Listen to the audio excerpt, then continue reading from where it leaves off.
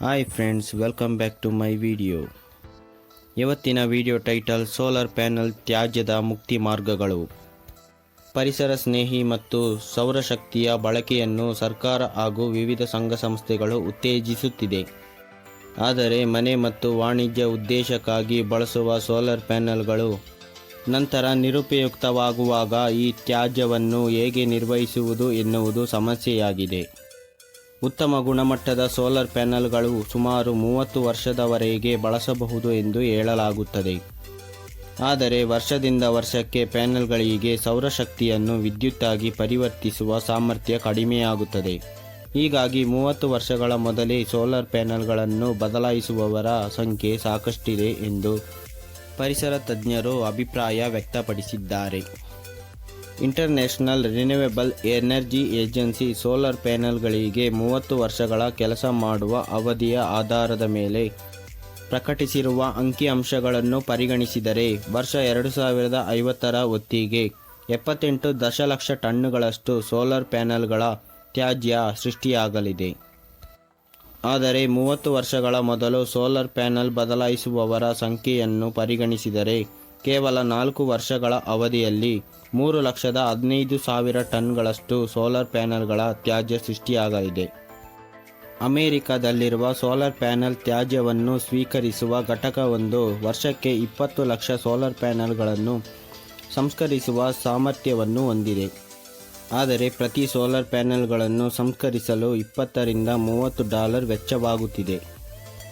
ಕಡಿಮೆ ವೆಚ್ಚದಲ್ಲಿ ಸೋಲಾರ್ ಪ್ಯಾನೆಲ್ಗಳ ತ್ಯಾಜ್ಯವನ್ನು ಸಂಸ್ಕರಿಸುವ ವಿಧಾನ ಮತ್ತು ತಂತ್ರಜ್ಞಾನ ಅಭಿವೃದ್ಧಿಯಾಗಬೇಕು ಮತ್ತು ಇಂತಹ ಸಂಸ್ಕರಣಾ ಘಟಕಗಳು ಹೆಚ್ಚಾಗಲು ಸರ್ಕಾರಗಳು ವಿಶೇಷ ಅನುದಾನ ನೀಡಬೇಕು.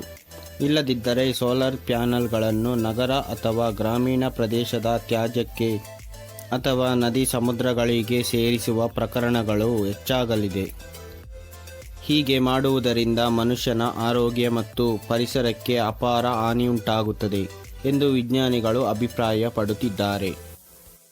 ವಿಶ್ವದಾದ್ಯಂತ ಕ್ರಿಸ್ಟಲೈನ್ ಸಿಲಿಕಾನ್ ಸೋಲಾರ್ ಪ್ಯಾನೆಲ್ಗಳ ಅಧಿಕ ಸಂಖ್ಯೆಯಲ್ಲಿ ಬಳಕೆಯಾಗುತ್ತಿದೆ.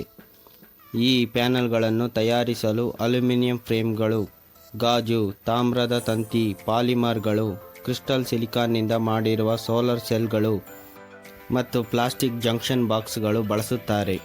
ಇವುಗಳಲ್ಲಿ ಗಾಜು, ಅಲ್ಯೂಮಿನಿಯಂ ಫ್ರೇಮ್ಗಳು, ತಾಮ್ರದ ತಂತಿ ಮತ್ತು ಪ್ಲಾಸ್ಟಿಕ್ ಜಂಕ್ಷನ್ ಬಾಕ್ಸ್ಗಳನ್ನು ಸಂಸ್ಕರಿಸುವುದು ಸುಲಭವಾದರೆ ಸೋಲಾರ್ ಸೆಲ್ಸ್ಗಳು ಮತ್ತು ಅಲ್ಪ ಪ್ರಮಾಣದಲ್ಲಿ ಬಳಕೆಯಾಗುವ ತಾಮ್ರ ಮತ್ತು ಬೆಳ್ಳಿಯನ್ನು ಸಂಸ್ಕರಿಸುವುದು ಸುಲಭವಾಗಿಲ್ಲ.